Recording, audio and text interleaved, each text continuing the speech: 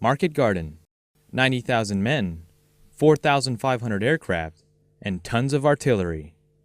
The only things this market was selling was air power, firepower, and a whole lot of freedom. But it all came at a cost, a price that so many paid. 3 months after D-Day in September of 1944, British Field Marshal Bernard Montgomery persuaded American Supreme Allied Commander General Dwight D. Eisenhower to join the largest multi-day airborne operation in history. Market Garden was its name, and it was actually a two-part offensive, Market and Garden. Market was the airborne part of the operation, consisting of more than 40,000 troops. Their objective was to secure Highway 69, also known as Hell's Highway, and capture 5 key bridges in the cities of Zaan, Veghel, Grave, Nijmegen, and Arnhem. The highway and bridges would allow Allied troops to bypass the infamous Siegfried Line. Better known as the West Wall, the Siegfried Line was a defensive front along the western border of Germany, fortified with tanks, bunkers, and vehicle traps. It was hundreds of miles long, stretching from the Germany-Switzerland border to the town of Kleve. Garden was the ground part of the operation, consisting of roughly 50,000 ground troops and armored tanks from the British 30 Corps. Having already swept through France and Belgium in the summer of 1944, their objective was to continue moving north on Highway 69, reuniting with Allied airborne troops, and advancing into northern Germany. With the combined effort of Market and Garden, the Allies were expecting to move armored units into northern Germany, attack and secure Ruhr, Germany's industrial powerhouse, and continue fighting their way to Berlin, ending the war by Christmas of 1944. But the Allies were unsuccessful, capturing only 4 of the 5 key bridges.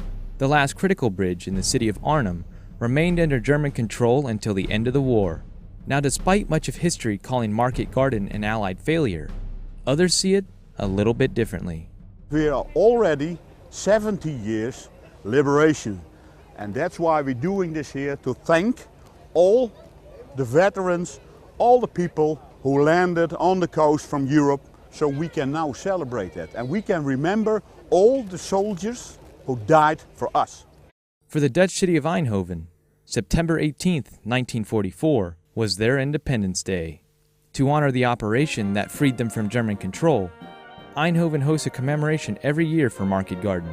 This year's the 70th anniversary, which means even the youngest World War II vet is nearly 90. From parades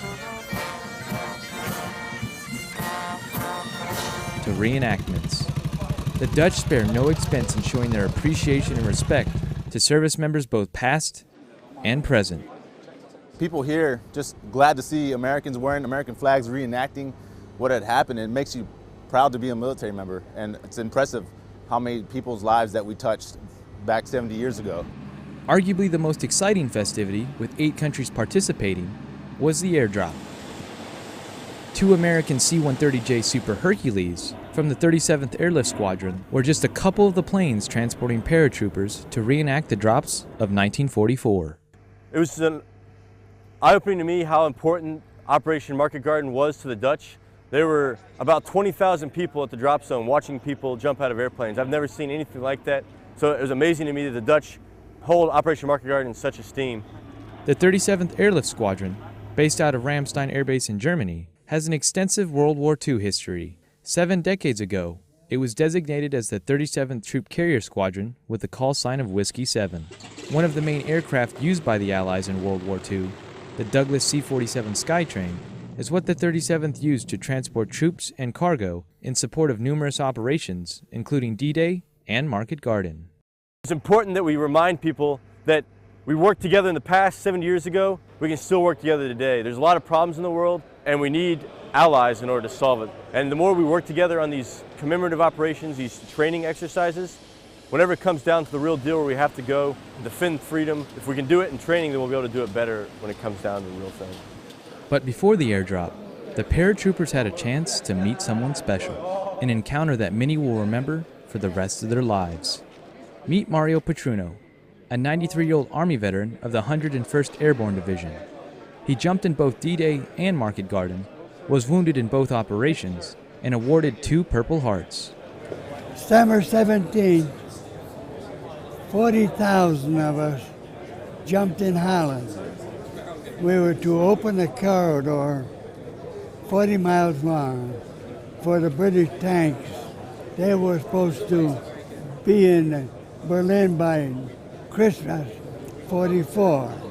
We jumped down in 101st and the southern end near Zahn.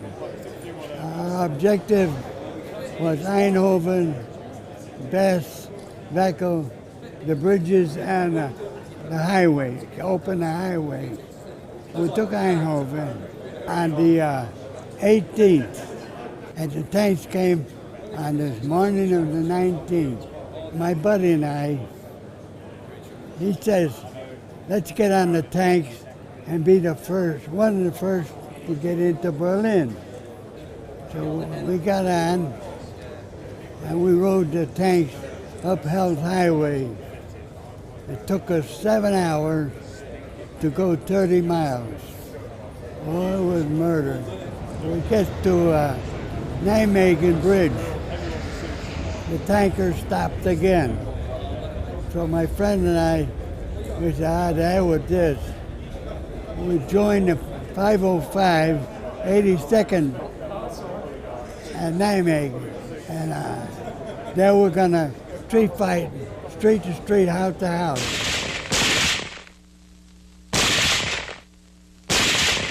It was rough. About 10, 11 o'clock, 3 squads of Germans counterattacked. The next morning, 8 o'clock, I got shot in the face, knocked out of action, and sent home. Even 70 years later, Mario is still airborne at heart. You want to go jump today, Mario? And jump today. A nice bunch of guys.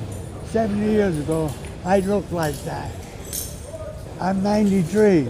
You want to see me do 50 push-ups? Yeah, let's see it. Which hand? Whatever hand you choose. Commemorations like this celebrate the past, educate the present, and strengthen the future. Unfortunately, these brave soldiers won't be with us much longer, but the people of Eindhoven will ensure those that brought freedom to their city all those years ago are never forgotten. Airman First Class Austin Siegel, Eindhoven, Netherlands.